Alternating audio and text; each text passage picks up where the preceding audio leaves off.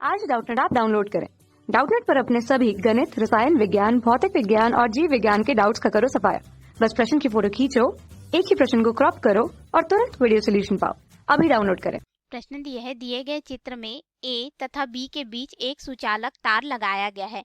एक तार में प्रवाहित धारा का मान होगा, धारा की दिशा विभव v के मान पर निर्भर होगी, शून्य है, या फिर बी से ए की तरफ है या फिर ए से बी की तरफ है। तो आइए हम लोग इस प्रश्न का यहाँ पे उत्तर देते हैं।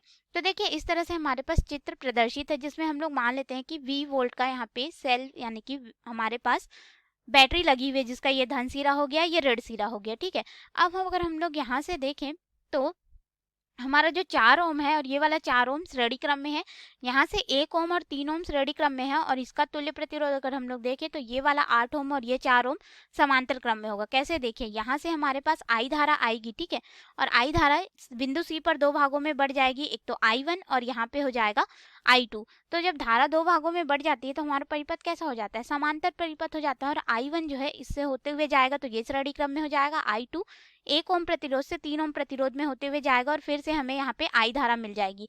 तो इसको अगर हम लोग चित्र देखें तो यह हमारे पास हो जाए, तो देखिए यहाँ पे हमारे पास इस तरह से ये श्रेणी क्रम में 8 ओम हो गया और ये हमारा 4 हो गया। ठीक है, तो यहाँ पे अभी भी हमारे पास क्या हो रहा है, धारा का मान ये वाला I1 और ये वाला हमारे पास I2 हो रहा है। ठीक है, तो अब ये समांतर क्रम में है, तो यहाँ पे जो विभव होगा 4 ओम के पास, वहीं 8 ओम के पास भी विभव होगा, यानी कि विभव V का मान जो है दोनों के लिए हमारे पास समान हो जाएगा यहाँ पे समांतर क्रम में। ठीक है, अब समांतर क्रम में यहाँ पे विभव का मान समान होगा, तो देखिए क्या हो जाएगा हमारे पास कि इसमें जो प्रवाहित धारा है उसका मान कम होगा। क्यों? क्योंकि इसका प्रतिरोध हमारे पास अधिक है। देखो विभव V बराबर क्या हो जाता है, धारा I गुणित प्रतिरोध R, और यहाँ पे 8 ओम का जो प्रतिरोध है उसका मान अधिक है, लेकिन विभव V के मान तो नियत रखना है, यानी कि धारा I का जो मान है वह कम होगा। ठीक है, तो I1 का मान जो है यहाँ पे कम है, किसकी तुलना में, I2 की तुलना में।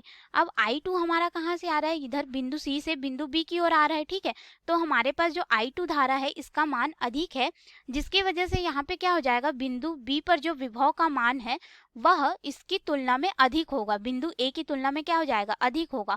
तो जो धारा प्रवाहित होगी वह किस तरह से हो जाएगी, उच्चतम विभव से निम्नतम विभव की ओर, यानी कि B से A की ओर जो धारा होगी वह प्रवाहित होगी इस सुचालक तार में। तो इसके अनुसार अगर हम लोग देखें तो हमारा सी विकल्प बिल्कुल सही होगा, जो विद्युत धारा की दिशा होगी वह B से A की तरफ होगी। तो ये रहा हमारे प्रश्न का उत्तर। धन्यवाद। कक्षा 6 से 12वीं से लेकर नीट, IIT, JEE वो एडवांस के लेवल तक 1 करोड़ से ज्यादा छात्रों का भरोसा। आज ही डाउनलोड करें डाउटनेट ऐप या व्हाट्सएप करें अपने सारे डाउट्स 8400 400 400 पर।